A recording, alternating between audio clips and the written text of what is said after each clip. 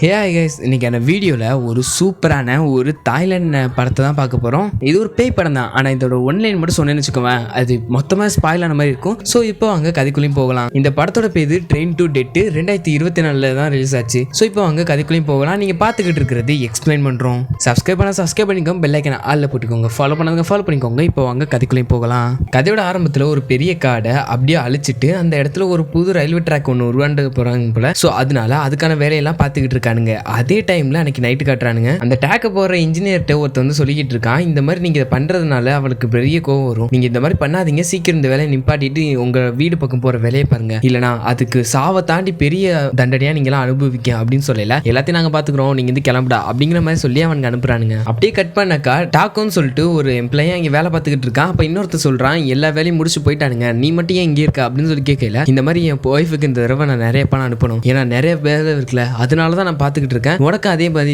வேலை தானே பார்க்கணும், ஸோ நீ போயிட்டு இந்த மாதிரி வேலையை பார்ப்போம் வா, எக்ஸ்ட்ரா சம்பளம் கிடைக்கும் அப்படிங்கிற மாதிரி சொல்லவும் வேலை பார்த்துட்டு இருப்பானுங்க. அதே நேரத்தில் அவங்களை நோக்கி சில அமானுஷம் வர மாதிரி காட்டுறானுங்க. அது இன்னொருத்தன் தெரியுமா, அவன் ஜல்லிக்கல்லாம் எடுத்துட்டு அப்படியே டனலுக்குள்ள போவான். போய் ரொம்ப நாள் ஆயிட்டுமே அவனோட எந்த சவுண்டுமே கேட்காம இருக்கும். ஸோ இவன் வந்துட்டு என்னடாதுன்னு சொல்லிட்டு அவனோட பேரை சொல்லிட்டு உள்ள போய் பார்ப்பான். அப்பதான் ஒரு கொடூரமான விஷயம் ஒன்று நடக்கும். என்னன்னா, அந்த இடத்துல உள்ள போனவன் மேல தொங்கிய பேயால கொல்லப்பட்டிருப்பான். இன்னொன்னு, அந்த உடம்புல இருந்து அவன் கொண்டு போன சல்லிலாம் அப்படியே கொஞ்சமா ஊடுருவி அவன் மேல இருந்து விழுகும். அப்படியே அந்த ரெண்டு பையலோட உயிரும் அந்த பேய் கையால அந்த இடத்துல போகுது. அப்படிங்கிட்டு பார்த்தாக்கா அந்த ரயில்வே ட்ராக் ஓப்பன் பண்ணிட்டாங்க போல. ஸோ அந்த இடத்துல நிறைய இன்வெஸ்டர்ஸ் மாதிரி எல்லாருமே இருக்கானுங்க, பணக்காரங்களா இருப்பானுங்க போல. அவன்களில் ஒரு நடுவில் கண்ணாடி போட்டிருக்காங்க, இவன் ஞாபகம் வச்சுக்கோங்க, ஏன்னா இவன் வந்துட்டு முக்கியமானவன். அந்த இடத்துல ஒரு பையன் போட்டோ எடுத்துக்கிட்டு இருப்பான். அப்பதான் நம்ம ஹீரோயினும் அவனோட தங்கச்சியும் கூட்டிட்டு இந்த இடத்துக்கு வந்திருப்பா. இந்த ட்ரெயின் எங்கேருந்து போய் சேருங்கிற ஒரு மினியேச்சர் ஒன்று பண்ணி வச்சிருப்பானுங்க. அதை பார்த்துக்கிட்டு இருக்கையில வெளியிருந்து வேலி வழக்கமா இருந்து எல்லாரும் கத்த ஆரம்பிக்கிறாங்க, போராட்டம் பண்ணிட்டு இருக்காங்க. அவங்களாம் யாருன்னு பார்த்தீங்கன்னா, இந்த ஃபர்ஸ்ட் சீன்ல வந்தாங்க தெரியுமா, அதில் வந்துட்டு அவங்களோட கணவெல்லாம் காணாம போயிருக்காங்க போல. ஸோ அது யார் இங்க அப்படிங்கிற மாதிரி சொல்லி என்ன பண்ணீங்க அப்படிங்கிற மாதிரி கேட்கல. அப்ப அந்த பணக்காரன் கேட்கறான், என்னது இது அப்படின்னு சொல்லி கேட்கல. அந்த குருந்தாண்டி சொல்றான், இல்ல நம்ம புதுசா ஓபன் பண்ணிருக்கோம்ல, அதனால இந்த மாதிரி எல்லாரும் போராட்டம் பண்றது சகஜம் தான், அதனால நல்லா இருக்க கூடாதுன்னு சொல்லி நினைக்கிறவங்களோட சதி அப்படிங்கிற மாதிரி சொல்லிட்டு அவனுக்குள்ள உள்ள ஏறிறானுங்க. நம்ம ஹீரோயினும் உள்ள ஏறிறாங்க. அப்படி உள்ள போயிட்டு இருக்கையில தான் அங்கே ஒரு பையன் இருப்பான். அவனை பார்த்தோன்னே நம்ம ஹீரோனுக்கு பிடிக்குது, அப்படி சைட் அடிச்சுட்டு போறான். இவன் தான் நம்ம கதையோட ஹீரோவும் கூட. ஸோ உள்ள போனதுக்கு அப்புறம் இந்த சீட்டுங்கிறதான் புரிஞ்சுக்கிட்டு அப்படியே உள்ள போய் உட்காந்துறாங்க. அப்ப இவங்களுக்கு பின்னாடி ஒரு அம்மாவும் ஒரு பொண்ணு இருக்கிறமே கட்டுறாங்க. நம்ம ஹீரோ இருக்காங்க, அவன் வந்துட்டு வண்டி கிளம்புறதுக்கு முன்னாடி இந்த கம்பார்ட்மெண்ட் இருக்கிற இடத்துல வந்து சாவி வச்சு பூட்டுறான். அப்படியே அந்த வண்டி கிளம்புறத காட்டுறானுங்க. அப்படியே காடுகளுக்கு நடுவுல இந்த மாதிரி இந்த வண்டி போயிட்டு இருக்குமா அப்பன்னு காட்டி இங்க ஒரு கப்பலை காட்டுறானுங்க. ரெண்டு பேரும் சேர்ந்து போயிட்டு இருக்கையில அப்ப அந்த பையன் இருக்கா தெரியுமா, அவன் வந்து என்ன பண்றான்னா, இந்த மாதிரி ஆன்லைன் கேம் மூலமா சம்பாரிச்சு, அதாவது திருடி சம்பாரிச்சு அந்த பணத்தெல்லாம் எடுத்துட்டு போலீஸ் கிட்ட மாட்டக்கூடாதுன்னு சொல்லிட்டு அவனோட ஒய்ஃபோட சேர்ந்து வேற ஊருக்கு போயிட்டு இருப்பானா. அப்ப அந்த பணப்பையன் அவனோட மடியிலே வச்சிருந்திருப்பான். அப்ப வந்து அங்க எந்த அந்த ஒரு பொண்ணு, இதெல்லாம் இங்க வச்சுக்க கூடாது, மேல இடம் இருக்குல்ல சார், அங்க வச்சுக்கோங்க அப்படிங்கிற மாதிரி சொல்லல. இவன் மேல தூக்கி வச்சுட்டு அப்படியே உட்காந்துருக்கான். அப்படியே கட் பண்ணாக்கா இங்கிட்ட ஒரு லேடியை காட்டுறாங்க. அவங்க வந்துட்டு யாருன்னு பாத்தீங்கன்னா ஒரு போட்டோ ஒன்று வச்சிருப்பாங்க. அது என்னன்னா, ஃபர்ஸ்ட் சீன்ல ஒரு ரெண்டு பேர் வேலை பார்த்துக்கிட்டு இருந்திருப்பானுங்களே, அதுல கூட ஒருத்தர் காணாம போயிருப்பாங்க. அதுல ஒரு ஆளோட ஒய்ஃப் தான் இவங்க. அவங்க புருஷனுக்கு என்னாச்சுன்னு சொல்லி கேட்கறதுக்காண்டி தான் பார்த்துக்கிட்டு இருப்பானுங்க. அப்படின்னு பார்த்துட்டு அந்த கம்பார்ட்மெண்ட் அந்த சைட்ல வந்துட்டு அந்த ஹஸ்பண்டோட நிழல் மாதிரி தெரியுமா, அவர் தான் இங்க நிற்கிறான்னு சொல்லிட்டு வேகமா போயிட்டு கதவை ஓப்பன் பண்ணி பார்த்தாக்கா அங்க யாருமே இல்ல. அந்த பொண்ணு ஒன்று தினா நிப்பா. ஸோ இங்க வந்து இந்த மாதிரி லேபர் ட்ரெஸ் போட்டு ஒருத்தர் நின்றாரு பாத்தீங்களா அப்படின்னு சொல்லி கேட்கல. இல்ல மேடம் அப்படின்னு சொல்லிட்டு இருக்கல. இந்த ஓனரான அந்த பணக்காரன் இருக்கான் தெரியுமா, அவன் பேர் சாண்டோ, அவன் அதே இடத்துல தான் இருப்பான். அதை பார்த்துட்டு நான் அவரோட கொஞ்சம் பேசணும்னு சொல்லல. இல்லை மேடம்,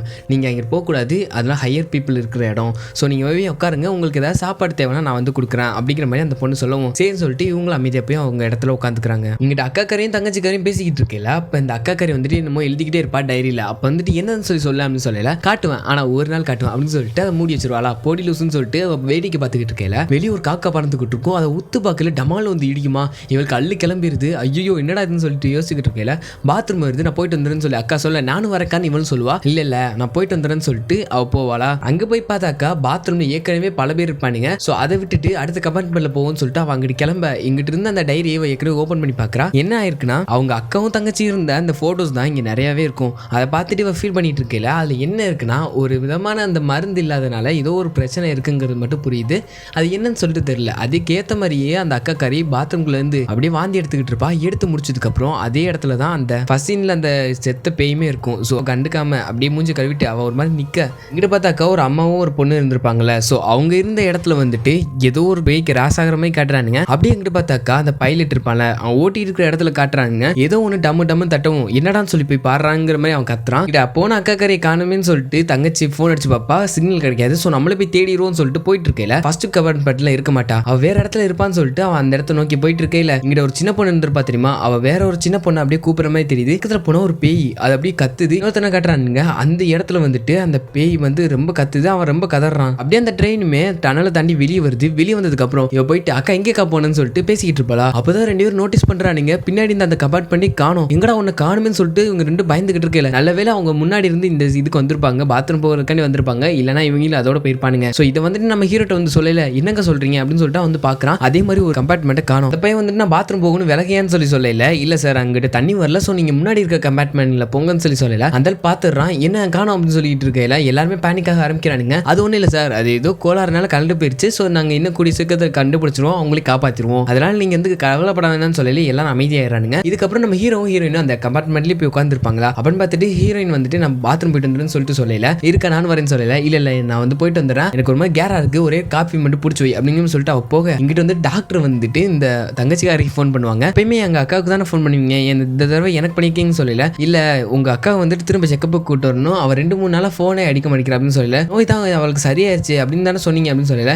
அதாமா இல்ல அவ வந்து கேன்சரோட விளிம்புல இருக்கா. இன்னும் கொஞ்ச நாள் அவ இறந்துருவா. அதை சொல்லதான் நான் அவங்கள்ட்ட கூப்பிடான்னு ஃபோன் பண்ணா அவன் எடுக்க மாட்டேங்கிறான்னு சொல்லல. சரி நான் ஃபோன் பண்றேன்னு சொல்லிட்டு கட் பண்ணிட்டு அப்படியே இடிஞ்சு போய் உட்காந்துருக்கா. அதுக்கப்புறம் அக்கா காரி வர என்னாச்சு அப்படின்னு சொல்லி கேட்கல. நீ ஏன் இதை மறைச்ச உனக்கு கேன்சர் இருக்குங்கிறது ஏன் மறைச்ச அப்படிங்கிற மாதிரி சொல்லல. எனக்கு இருந்தது நீ ஒரு ஆள் மட்டும்தான். இப்போ நீ இல்லைன்னா நான் என்ன பண்றது அப்படிங்கிற மாதிரி அவன் கேட்கல. அவ சொல்ல ஆரம்பிக்கிறான் இந்த மாதிரி நான் சாக போறேன்னு எனக்கு தெரிஞ்சிருச்சு. அதனாலதான் கொஞ்ச நாள் உன்னோட டைம் ஸ்பெண்ட் பண்ணிட்டு அப்படியே ஒன்று சந்தோஷம் வச்சுக்கலாம்னு நினைச்சுதான் வச்சேன் அப்படிங்கிற மாதிரி சொல்லல. 2 பேரும் கட்டி பிடிச்சிக்கிறாங்க. பைய போயிட்டு யாராவது அலர்ட் பண்ணலாம்னு சொல்லிட்டு யோசிச்சுக்கிட்டு இருப்பானா. அப்பன்னு பார்த்துட்டு அந்த கண்ட்ரோல் பாக்ஸ் மாதிரி ஒன்று இருக்கும் எனக்கு கரெக்டாக தெரியல. ஸோ அதை ஓப்பன் பண்ணி பார்க்கல அந்த இடத்துல வந்துட்டு ஒரு மாதிரி ஜெல்லி மாதிரி இருக்கு. பாசம் பிடிச்சி போயிருக்கல. யாரா இதை பார்த்துன்னு சொல்லிட்டு அந்த கண்ணாடி ரிஃப்ளெக்ஷனை பார்த்தா பேய் இருக்கு. அதை பார்த்து அரண்டி என்னடா இதுன்னு சொல்லி யோசிச்சுக்கிட்டு இருக்கல. அந்த பைலட் இருப்பால அவன் வெளியே வந்ததுக்கு அப்புறம் இதை ஏன்டா வந்த இங்க என்னாச்சு அப்படின்னு சொல்லி கேட்கல. இப்பதான் நம்ம ஹீரோ சொல்றான் இந்த மாதிரி 5வது கம்பார்ட்மெண்ட் காணாம போயிருச்சு அப்படிங்கிற சொல்லல. இப்பதான் அவனுக்கு தெரியுது அது ஒரு பாக்ஸே காணும்னு சொல்லிட்டு. ஸோ வந்துட்டு இதை நம்ம மேல இடத்துல தெரிவிச்சே ஆகணும் அப்படிங்கிற மாதிரி சொல்லல. இல்லடா இதை மட்டும் அந்த குறுந்தாடி பையலுக்கு தெரிஞ்சிச்சு அதோட முடிஞ்சு நமக்கு. ஸோ நம்ம வந்துட்டு இன்னும் கொஞ்சம் கழிச்சு எப்படியே கண்டுபிடிச்சிருவோம். ஸோ நீ வந்து எதுவும் சொல்லாத பேசஞ்சர்ட்டையும் சொல்லிக்கிறாத அப்படிங்கிற மாதிரி சொல்லுவோம். சரி சார் அப்படின்னு சொல்லிட்டு அவன் போயிடறான். போனதுக்கப்புறம் நம்ம ஹீரோயின் தான் பார்க்க போகிறான். அவங்க கண்டுபிடிச்சாச்சான் அவங்க கம்பார்ட்மெண்ட் வந்து அங்கே கலண்டு கிடக்கான். ஏதோ ஒரு டெக்னிக்கல் ஃபால்ட்னால தான் அது நின்றுச்சு. ஸோ ஒன்றும் பிரச்சனை இல்லை உங்களோட லக்கேஜ் தான் இங்கே போயிருக்கு. அது நீங்கள் போகிறதுக்கு முன்னாடி நீங்கள் இருக்கிற ரெசார்ட்டில் இருக்கும் அப்படிங்கிற மாதிரி சொல்லிட்டு அவன் அங்கேருந்து கிளம்பாக்கையில் நீங்கள் கொடுத்த காஃபிக்கு காசு இன்னும் கொடுக்கல அப்படின்னு சொல்லல. அதுக்கு காசை கொடுத்துட்டு அவன் அங்கேருந்து கிளம்புவாளா. இங்கிட்டு 2வது கம்பார்ட்மெண்ட் தான் காட்ட ஆரம்பிக்கிறாங்க. உள்ள யாராவது உட்காந்துக்கிட்டு இருக்கையில உள்ள ஒரு மாதிரி பேய் மாதிரி சவுண்டு கேட்க ஆரம்பிக்குது. இது நானே பார்த்து பயந்துட்டேன். ஹெட்ஃபோன்லாம் போட்டிருந்தேன். அது என்னன்னா இங்கே இருக்கிற ஒரு பொண்ணு ரீல்ஸை பார்த்து கத்தி சிரிச்சுக்கிட்டு இருந்திருப்பா. ஸோ அதுதான் இங்கிட்டு பார்த்தாக்கா 4வது கம்பார்ட்மெண்ட்ல என்ன இருக்குன்னா இல்லை காலேஜ் ஸ்டூடெண்ட்ஸ்லாம் போயிட்டு இருப்பானுங்க. ஸோ போயிட்டு இருக்கையில அந்த இடத்துல இருந்து ஒவ்வொருத்தனுக்கா பேய் பிடிச்சி ஆட ஆரம்பிக்கிறானுங்க. நீங்களா சீக்கிரம் சாக போறீங்கடா இன்னும் கொஞ்சம் நேரம் தான் அப்படிங்கிற மாதிரி சொல்லி மிரட்ட ஆரம்பிக்குது பேய். ஒவ்வொருத்தன் பேய் பிடிச்ச மாதிரி ஆட அங்கே ஒரு போட்டோகிராஃபர் இருப்பான். ஸோ அதை எடுத்துட்டு போட்டோ பிடிச்சிக்கிட்டு இருக்கையில கடைசியில் சீலிங் மேல ஒரு பேய் ஒட்டிக்கிட்டே வருமா. அது வந்து ஃபர்ஸ்ட் போட்டு தள்ளதே போட்டோகிராஃபர் தான். அவனுக்கு கிழிச்சு போட்டு தள்ள இங்கிட்டு நம்ம ஹீரோனியோட தங்கச்சி இருப்பா தெரியுமா. இதெல்லாம் பார்த்துக்கிட்டு இருந்த தங்கச்சி அந்த பேயுமே சேர்த்து பார்த்துருப்பான். பேய் இருக்குன்னு சொல்லிட்டு ரொம்ப கத்திருப்பா. அங்கிட்டு இருந்து அந்த பணக்காரனும் வந்ததுக்கு அப்புறம் 2 கம்பார்ட்மெண்ட் காணாத பார்த்து என்னடா இது அப்படின்னு சொல்லிட்டு யோசிச்சுக்கிட்டு இருக்கையில அப்பதான் குறுந்தாடி கேட்பானுங்க எனக்கு எதுவும் தெரியாது அப்படிங்கிற மாதிரி அவனும் சொல்றான். அங்கிட்டு பார்த்தாக்கா அந்த ரமலாங்கிற அந்த பொம்பளை இருந்திருப்பாங்க தெரியுமா. அவங்க பேச ஆரம்பிக்கிறாங்க. என்னன்னா இது ஃபர்ஸ்ட் கம்பார்ட்மெண்ட் காணாம போனது கூட ஏதோ தற்செயல்னு வச்சுக்கலாம். ஆனா இப்போ இதுவும் காணாம போயிருக்குன்னா அது ஏதோ ஒரு அமானுஷனால தான் பண்ணிருக்கு அப்படிங்கிற மாதிரி சொல்லல. நீ இருடி பைத்தியம்னு சொல்லிட்டு அந்த அம்மா ரொம்ப கொச்சையா பேசுறான். அந்த குறுந்தாடி என்ன சொல்றானா இதெல்லாம் ஒன்றும் இல்லை சார் நம்ம வந்துட்டு இந்த இடத்துல இருந்து உள்ள போய் உட்காருவோம். ஸோ அதுக்கப்புறம் அவங்க எப்படி போனாலும் ட்ராக்ல தான் வண்டி நிற்கும் அவங்களை காப்பாத்திடலாம் ஒன்றும் பிரச்சனை இல்லைன்னு சொல்லிட்டு அந்த குறுந்தாடி சொல்லிட்டு இருக்கையில அங்கிட்ட அந்த பணக்காரன் சொல்றான் சரி நீ உள்ள போங்கன்னு சொல்லிட்டு நம்ம ஹீரோட்ட அவன் கேட்கல எனக்கு எதுவும் தெரியல சார் இப்போதான் பார்த்தேன் எனக்கு ரொம்ப கஷ்டமா இருக்கு அப்படிங்கிற மாதிரி சொல்லிட்டு அவன் அழுதுகிட்டு இருக்கல ஒன்னும் இல்லடா விடு அப்படின்னு சொல்லிட்டு அவன் சமாதானம் பண்ணிட்டு இருக்கிற இவன் உள்ள வந்திருப்பான். உள்ள வந்துட்டு அப்படியே பார்த்துக்கிட்டு இருக்கல இங்க ஒரு சோஃபால வந்துட்டு பாசம் பிடிச்ச மாதிரி கேட்கல அவங்க எல்லாம் கேட்கறாங்க என்னது அப்படின்னு சொல்லி கேட்கல அதெல்லாம் ஒன்றும் இல்லை தூசி அப்படின்னு மாதிரி தட்டிட்டு அவன் அப்படியே பைலட்டை பார்க்க வரான். வந்ததுக்கப்புறம் ஐயோ எங்கள்கிட்ட ஏதாவது கேட்டியா அப்படின்னு சொல்லிட்டு இருக்கல நான் எவ்வளவோ ட்ரை பண்ணி பார்த்தேன் இந்த ஃபோனு இந்த வாக்கிட்டாக்கி எதுவுமே ஒர்க் ஆக மாட்டேங்குது சார் அப்படின்னு சொல்லிட்டு இன்னொன்று பார்த்தேன் அப்படின்னு சொல்லிட்டு அந்த 4வது நம்பரில் இருக்கிற அந்த இது ஃபுட்டேஜை போட்டு விட்றான். இங்கே ஒரு வனரட்சி மாதிரி ஒரு பேய் வருது வந்து அங்கே இருக்கிற எல்லாத்தையுமே கொலை பண்ணுற மாதிரி கட்டுறானுங்க. இதெல்லாம் தெரிஞ்சிச்சுன்னா நம்ம ரெப்புடேஷன் தான் போகும். ஸோ நீ வந்துட்டு இந்த உடனே அழிச்சிரு. அதுக்கப்புறம் இங்கே ரமலான்னு ஒரு பொண்ணு இருக்கா தெரியுமா அதாவது அந்த அம்மா அவங்கள வந்துட்டு சீக்கிரம் எந்த பக்கமே விட்டுறாத அவளுக்கு இந்த பற்றி எல்லாமே தெரிஞ்சிருக்கு அப்படின்னு சொல்லிட்டு அவன் அங்கேருந்து கிளம்பிடுறான். இங்கிட்ட அந்த அம்மா இருப்பாங்களே, அதாவது அந்த ரமலாங்கிறவங்க வந்துட்டு அந்த சாண்டாங்கிற அந்த பணக்காரன்ட்ட கேட்குறாங்க, இந்த மாதிரி என் ஹஸ்பண்ட் உங்கள் இடத்துல தான் வேலை பார்த்தாரு. இந்த ஆள் என்ன சொல்கிறான்னா, எனக்கு எதுவுமே தெரியாதுமா, நான் பணம் மட்டும் தான் கொடுத்தேன், அந்த குறுந்தாடி பைய தான் எல்லா வேலையும் பார்த்தான், ஸோ நீ போய் அவன்கிட்ட கொஞ்சம் கேட்டு பார்த்தீங்கன்னா அவனை பற்றி தெரிய வாய்ப்பு இருக்குது அப்படிங்கிற மாதிரி சொல்லி அனுப்புகிறான். இங்கிட்ட 2 கோச்சுமே காணாம போனதால நம்ம ஹீரோயினையும் அவன் தங்கச்சியும் கூட்டு வந்து அந்த பணக்காரங்க இருக்கிற இடத்துல வந்து உட்கார வைக்கிறானுங்க. ஸோ பேசிக்காவே பணக்காரங்கப்ப நம்ம போய் உள்ள போய் நின்னோன்னா ஒரு மாதிரி பார்ப்பானுங்களே, அதே மாதிரி தான் பார்க்குறானுங்க. அதில் ஒருத்தி எக்ஸ்ட்ரீமாக போயிட்டு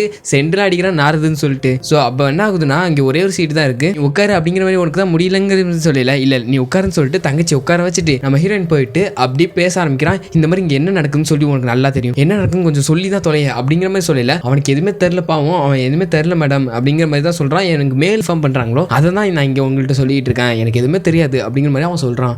அப்படியே பேசிக்கிட்டு இருக்கல, அவளுக்கு கொமட்டும் அவன் அந்த பாத்ரூம்குள்ளே போயிடுறான். இப்போ பணக்காரங்கள இருந்தாங்க தெரியுமா, அதில் 2 பேர் வந்துட்டு இந்த மாதிரி உள்ள ரொம்ப நாருது, நாங்கள் எங்களை எங்கேயாவது சீக்கிரம் மாற்றுங்க அப்படிங்கிற மாதிரி சொல்லல. அவன் சொல்கிறான், இல்லை மேடம் இது வந்து கொஞ்சம் ப்ராக்டிக்கல் அப்படி இருக்குது, ஸோ நீங்கள் வந்துட்டு கொஞ்சம் பொறுத்துக்கோங்க அப்படிங்கிற மாதிரி சொல்லவும் அப்படியே கட் பண்ணாக்கா நம்ம ஹீரோயின் உள்ள ரத்தம் வந்து எடுத்துக்கிட்டு இருக்கா. பாவம் இங்கிட்ட இவங்க வந்துட்டு சரி நான் சாப்பிட போகிறேன் போங்கடா அப்படின்னு சொல்லிட்டு அவங்க இங்கேருந்து கிளம்பிடுறானுங்க. இங்கே அந்த சேண்டா பையில தான் கட்டுறானுங்க. அவன் போயிட்டு 2 பொண்ணுங்க பயந்துக்கிட்டு இருக்கையில, நீங்கள் போயிட்டு இந்த மாதிரி சில பேசஞ்சர்ஸ்லாம் சர்வீஸ் தேவைப்படுது, ஸோ நீங்கள் போய் கொடுங்க அப்படிங்கிற மாதிரி சொல்ல, சார் இல்லை சார் எங்களை விட்டுருங்க, நாங்கள் இதுக்கு மேலே இங்கே இருக்க விரும்பல, எங்களை இறக்கி விட்டுருங்க, நாங்கள் எங்கிட்டாவது ஓடி தப்பிச்சுக்கிறோம் அப்படிங்கிற மாதிரி சொல்லல. என்னம்மா நீங்கள் இதே இப்படி சொன்னீங்கன்னா அந்த 2 இன்வெஸ்டர் நம்பி தான் என்னோட முழு வாழ்க்கையே இருக்குது, நான் இப்போ அவங்களுக்கு பார்க்கலன்னா என் வாழ்க்கையே முடிஞ்சு போயிடும், ஸோ நீங்கள் கொஞ்சம் கன்சிடர் பண்ணுங்க அப்படிங்கிற மாதிரி சொல்லிட்டு இருக்கல. அங்கே தான் பார்க்குறான், அங்கே ஒரு சிலந்து சுற்றுற மாதிரி ஒரு பேய் ஒன்று இருக்குது. அதை பார்த்துட்டு இவன் பயந்துக்கிட்டு இருக்கல, யாரும் பயப்படாதீங்க பின்னாடி வாங்க, அப்படியே இதை தாண்டி நம்ம வெளியே ஓடிடுவோம் அப்படின்னு சொல்லிட்டு கொஞ்சமாக அவங்க முன்னாடி வர ஆரம்பிக்கிறானுங்க. அப்படியே போயிட்டு இருக்கலே அங்கிட்டு நிறைய பேய் இவங்களே பார்த்துக்கிட்டு இருக்கு. பாவம் இவனால முடியல. அதுலேயுமே சில பேர் கீழே குனிஞ்சு கீழே ஊர்ந்துலாம் வந்துடுறானுங்க. ஆனால் கடைசியாக ஒரு பொண்ணு வந்துட்டு அப்படியே அந்த பேய் முன்னாடி போயிட்டு கத்திட்டு நிற்பாளா, அதை குத்தலான்னு சொல்லிட்டு பார்த்துருக்கல, அதை கண்ட்ரோல் பண்ணி அவ கழுத்தி அறுக்க வச்சு சாகடிக்குது. அப்படிங்கிட்டு அந்த வனராட்சி பேயுமே வந்துடுது. வந்ததுக்கப்புறம் அப்படியே அவளை பார்த்துட்டு ஃபர்ஸ்ட் போட்டு தருறது அந்த சேண்டா பையில தான். அவளை தலை வெடிச்சு தர்பூசணி மாதிரி வெடிச்சு அவன் இடத்துல செத்து போயிடுறான். இங்கிட்டு பார்த்தாக்கா இந்த நம்ம ஹீரோ எல்லாமே பார்த்துட்டு தான் இருக்கானுங்க. கடைசியாக இங்க இருந்த ஒரு பொண்ணுமே காப்பாத்துங்கன்னு சொன்ன மாதிரி அது அப்படியே பின்னாடி கட்டி பிடிக்குது. அதோட அந்த கம்பார்ட்மெண்ட் கலந்து போயிருது. இதே டனல் விட்டு வெளியும் வந்துருது. இதை பார்த்துக்கிட்டு இருந்த எல்லாருக்குமே அள்ளி கிளம்புது. என்னடா அது அப்படின்னு சொல்லிட்டு இருக்கல, அப்பதான் அந்த குறுந்தாடி பையன் வரான். வந்ததுக்கு அப்புறம் டேய் என்னடா இது உங்களுக்கு தான் அங்க இருக்கானுங்க, எது எப்படி எல்லாருமே காணா போற நேரம் மட்டும் நீ மட்டும் அந்த இடத்துல இருந்து இங்கிட்டு வந்துருங்க, இது எப்படி உன் வேலை தானே, உங்களுக்கு தானே அங்க எல்லாத்தையும் இது பண்றாங்க, அதை நிப்பாட்டி அங்க இருக்கிற எல்லா காசையும் எடுக்க பாக்குறீங்கல்ல அப்படிங்கிற மாதிரி சொல்லி எல்லாமே இவன் மேல மாத்தி அபாண்டமா போய் சொல்றான். இதெல்லாம் பாத்துக்கிட்டு இருந்த அந்த ஸ்கேம் பண்றவன் இருக்கான் தெரியுமா, அவன் பார்த்துட்டு என் பணத்து மேல எவனாவது கை வச்சிங்க, அதுவும் முக்கியமா நீ அது மட்டும் கை வச்ச அவனை என் கையில தானே உனக்கு சாவு அப்படிங்கிற மாதிரி அவன் மிரட்டிக்கிட்டு இருக்கான். இப்பதான் இங்க காட்டுறானுங்க அடுத்த டனல் வரப்போகுதுன்னு சொல்லிட்டு நம்ம ஹீரோயின் பார்த்துட்டு லூசு அடுத்த டனல் வரப்போகுது, அப்படி வந்துச்சுன்னா நம்ம எல்லாரும் செத்துருவோம் அப்படிங்கிற மாதிரி சொல்லிட்டு இருக்கையில அவன் கேட்க மாட்டேங்கிறான். அப்படி நம்ம ஹீரோயின் கையிலுமே ஒரு மார்க் ஒன்று போட்டு விட்டுறானா. அந்த 2 பேருக்கு அப்படியே சண்டை போட ஆரம்பிக்கிறானுங்க. ஹீரோவும் அந்த ஸ்கேம் பண்ணவனும் ஸோ அடிச்சு பாஞ்சுக்கிட்டு இருக்கிற நேரம் பார்த்துட்டு அப்படியே கடைசியில் அந்த கண்ணாடி துண்டு அப்படியே நம்ம ஹீரோயின் கிட்ட வர அது அப்படியே கைகலப்பில் கடைசியில் அந்த ஸ்கேம் குத்தி அதே இடத்துல அவன் சாகுறான். பாவம் இதை பார்த்துட்டு இவ்வளவு சுத்தமாக நம்பவே முடியல, நம்மளாம் இந்த வேலையை பார்த்தோம் அப்படிங்கிற மாதிரி இதெல்லாம் பார்த்துக்கிட்டு இருந்தவங்க இவங்க வந்துட்டு கொலகாரங்க போல அப்படின்னு சொல்லிட்டு நம்ம ஹீரோயினையும் போட்டு அமுக்கலான்னு சொல்லி பார்க்கல. அந்த பைலட் பையிலும் அந்த இன்வெஸ்டர்ஸ் இருக்கிற இடத்துல அந்த இதை மட்டும் கோச்சை மட்டும் மூடிட்டு அந்த பையன் அங்கிட்டு கிளம்பிடுறான். நம்ம ஹீரோனோ டி இருங்கடா அப்படின்னு சொல்லிட்டு அப்படியே வெட்டுற மாதிரி வந்துட்டு அப்படியே அங்கே இருக்கிற அந்த கண்ணாடி துண்டை வந்துட்டு நம்ம ஹீரோ வந்துட்டு உடைக்கிறான். உடைச்சதுக்கப்புறம் நம்ம ஹீரோனியோட தங்கச்சியும் ஹீரோனும் போயிடுறாங்க. கடைசியாக ஹீரோ வேற பார்க்கல, பணக்காரங்க இருக்காங்க தெரியுமா, இரு தம்பி எங்களை மட்டும் விட்டுட்டு போறி அப்படின்னு சொல்லிட்டு யோசிச்சுட்டு இருக்கையில நம்மன இவனும் சரின்னு சொல்லிட்டு அந்த கண்ணாடி பாட்டில் தூக்கி போட்டோன்னா அவங்க வேலையை காட்டி மொத்துறானுங்க. நம்ம ஹீரோவை போட்டு பாவம் அப்பதான் பேய் வந்துருச்சுடா அப்படிங்கிற மாதிரி அந்த வனரட்சி பேயும் அந்த இடத்துக்குள்ள வருது. யாருமே தொடக்கூட இல்லை, அது கையை வச்சு என்னமோ பண்ணுது.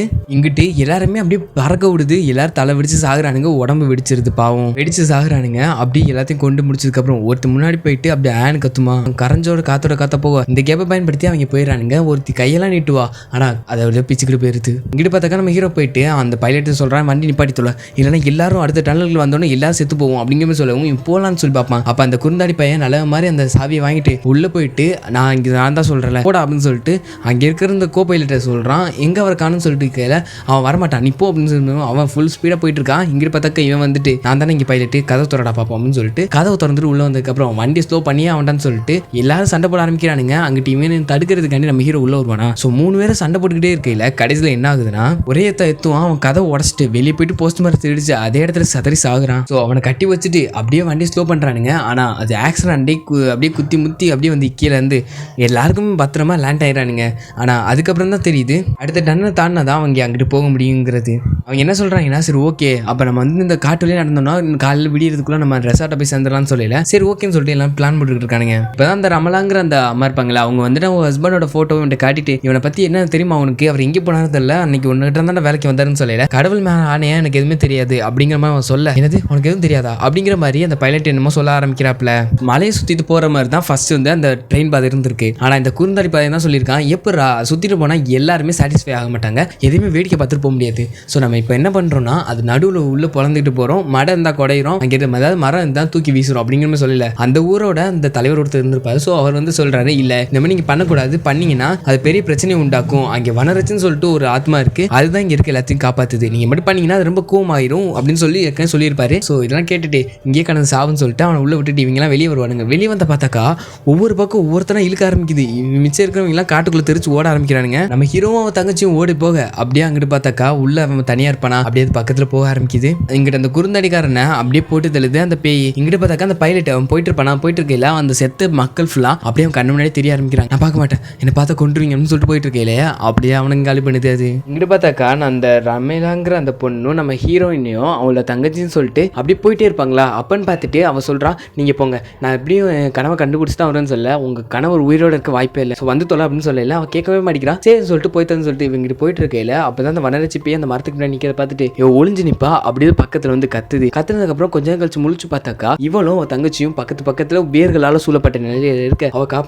காப்பாத்துக்காக சொல்லி கத்துறா. ஆனா இவனால எதுவுமே பண்ண முடியல. ஸோ அதனால அப்படியே பார்த்துக்கிட்டு இருக்கையில அது அப்படியே அந்த மரங்கள்லாம் சூடி அவ அப்படியே மரங்களா ஆகுறா. அப்படியே வந்து ரிலீஸ் ஆகும். இவ கத்துறா, என் தங்கச்சி கொண்டு வரதுக்கு பதிலாக நீங்க என்னைய கொண்டிருக்கலாம், சீக்கிரம் அவளை ரிலீஸ் பண்ண அப்படின்னு சொல்லி கத்திட்டு இருக்கல. அது எதுவுமே பண்ணாம அது அப்படியே போயிருது. அப்படியே அந்த ட்ரெயின் ட்ராக்குமே அப்படியே உடஞ்சி அப்படியே குடசலாகி எல்லாமே ஆகுது. அந்த வனரட்சியும் அதோட காடை அப்படியே காப்பாத்துது. இப்போ பிரசன்ட்ல தான் காட்டுறாங்க என்ன ஆகுதுன்னா, நம்ம ஹீரோயின் வந்துட்டு மொட்டை அடிச்சிட்டு அந்த தங்கச்சி இருப்பாள் அவ இடத்துக்கு போயிட்டு இந்த மாதிரி போய் பேச ஆரம்பிக்கிறா. நான் இப்போ வந்துட்டு ட்ரீட்மெண்ட் எடுக்க ஆரம்பிச்சிட்டேன், இப்போ எல்லாமே கியூர் ஆக ஆரம்பிச்சிருச்சு, இன்னும் கொஞ்சம் நாள் எனக்கு ட்ரீட்மெண்ட்லாம் எல்லாமே கரெக்டாயிரும் அப்படிங்கிற மாதிரி சொல்லிட்டு இருக்கேன்.